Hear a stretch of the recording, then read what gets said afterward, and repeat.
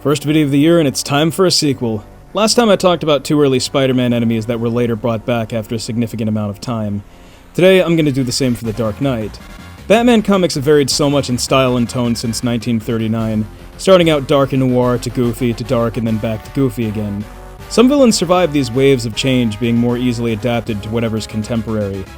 Some become relics of the period they were created in, or some become support for the real bad guys. For the ones that seemingly have no place, it might just take the right creator to give them a different direction. Anyway, these are two Batman villains that were forgotten and came back. We're once again returning to the pre-Robin era, to the third ever Batman story. Carl Helfern is Batman's oldest recurring enemy.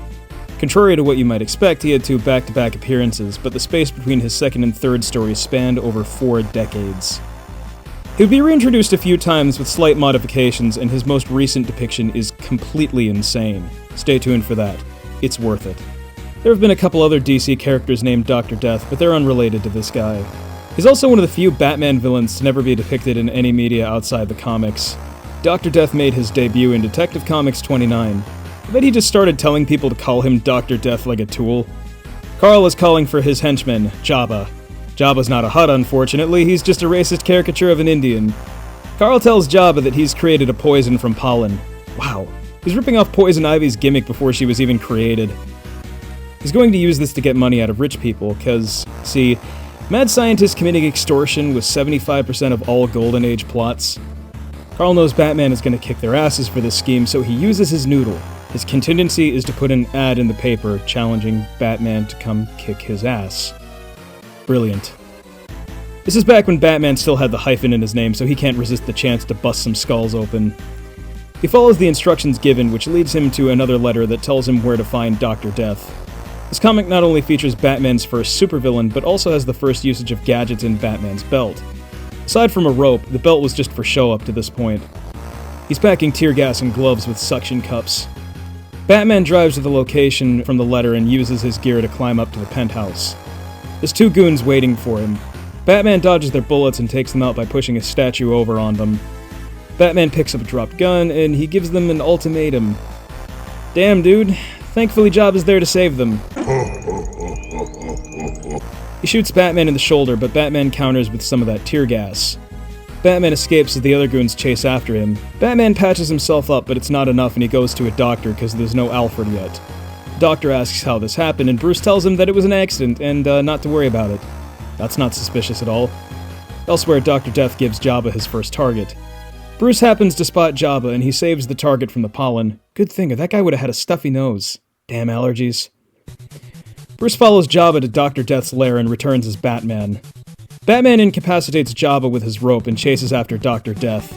Death holds up a vial of a napalm-like chemical. Batman is feeling ironic, so he throws a fire extinguisher at him, causing the chemical to spill, burning Dr. Death alive. You know, Dr. Death didn't really live up to his name because he didn't make anything dead. Batman, on the other hand... Ugh, Golden Age heroes, dude. Mortimer, I got the money! We can get that surgery for your wife! Oh, thank God. You weren't followed, were you? No, at least I don't think I was.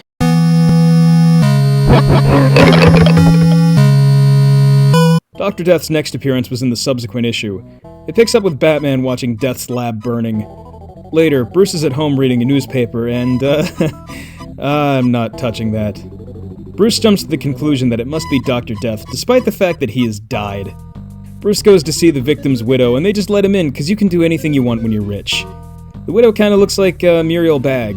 She tells Bruce that somebody was trying to extort diamonds from her husband before he died. Batman then goes to do some detecting, because that's the name of the comic. Meanwhile, Dr. Death is revealed to still be alive, even though they already revealed that he was still alive. I love how even though he was burnt to a crisp, he's still smoking a cigarette. That's why I never say yes to a cigarette. He sends his new henchman to get the diamonds. His name isn't something silly like Jabba, so I'm gonna call him Sprinkles. Muriel catches Sprinkles in the act. Before he can make sure there's no witnesses, Batman punches him out a window. Batman gives Sprinkles the bag of diamonds because this was all a part of Batman's trap. Yeah, Batman's just using the same strategy from last time. He follows Sprinkles back to their lair. He even uses the tear gas again. Something tells me this guy doesn't actually have a PhD. The tear gas can't stop Sprinkles forever, so Batman snaps his goddamn neck.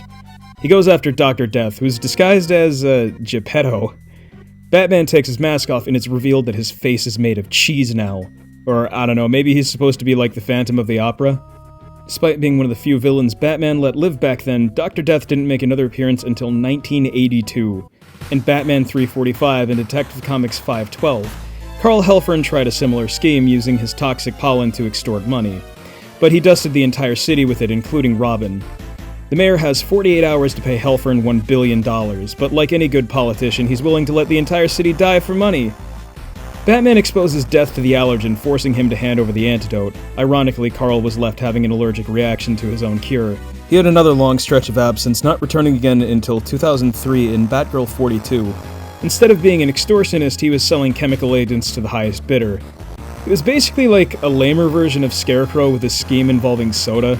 This version had a few more minor appearances as a hired assistant for Black Mask and Hush. Well, that's the decompressed but also brief history of Batman's first true villain. Being the first doesn't automatically make him interesting, though. At the core of all these stories, he's just a guy that poisons people for money.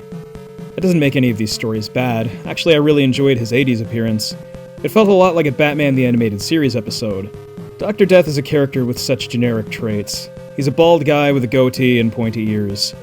He's the exact kind of villain that Moloch from Watchmen was spoofing. Without a clear vision, I see why he never made much of an impact. Scott Snyder had a vision for him. Oh my god. This is the guy you call Dr. Death, not Lon Chaney Sr. or Pepsi Man.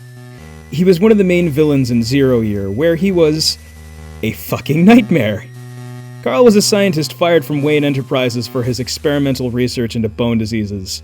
He was given the nickname Dr. Death by Lucius Fox because all the animals he tested his treatment on died. Then the Riddler came to him and convinced him to play a part in his plan and also to start experimenting on himself. He did, and the self-inflicted mutation is very similar to Stone Man syndrome. His body can rapidly heal from any injury, but it scars over with new bone growth that twists and protrudes like tree branches. He also uses this to kill a shitload of other scientists. He met his end while battling Batman. After an explosion, he was filled with shrapnel that caused his body to be ripped apart from the inside as it grew new bone from his injuries. That was awesome. It's a fitting redux and end for a villain with a long but uneventful history. Somebody put this version in a movie already.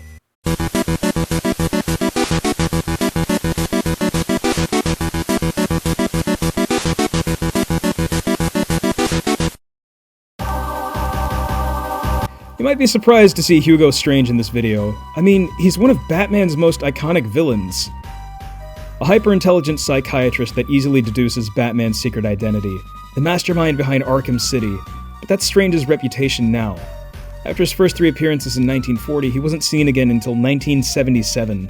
He debuted in Detective Comics 36. Batman sees a man shot in the street. He dies in Batman's arms, muttering about a strange fog. The pigs think Batman is the killer and he escapes into the shadows. At Wayne Manor, Bruce talks to himself like a crazy person. Batman deduces that the dead man meant a fog related to the name Strange, and that could only mean Hugo Strange. I guess being the world's greatest detective back then meant you already know everything. Batman's only clue is a book he looted from the dead guy.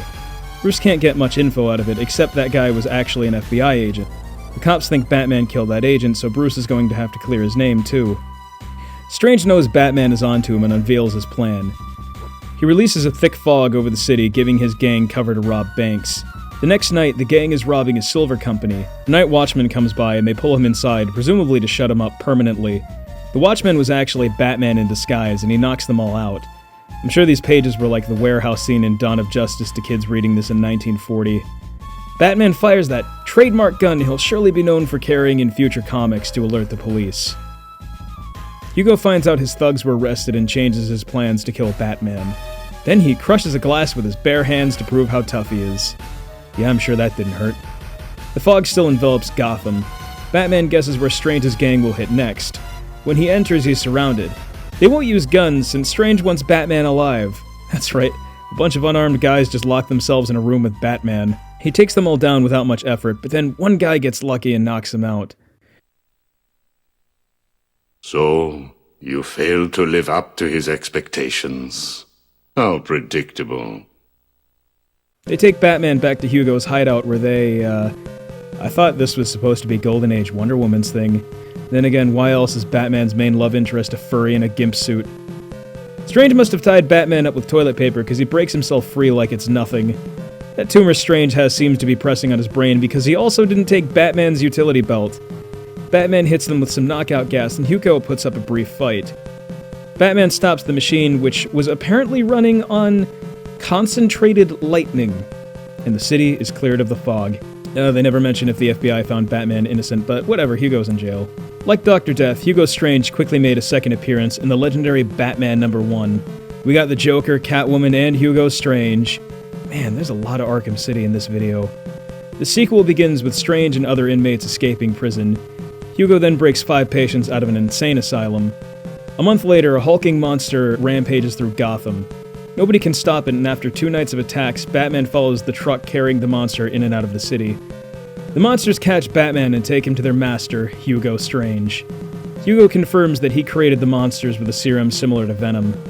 Hugo actually learned something and took Batman's belt, so he can't escape when he injects Batman with a serum to make him into a monster too. The serum will take a full 18 hours to work, so they knock him out and throw him into a cage. When he wakes up, he's running out of time and he'll transform soon.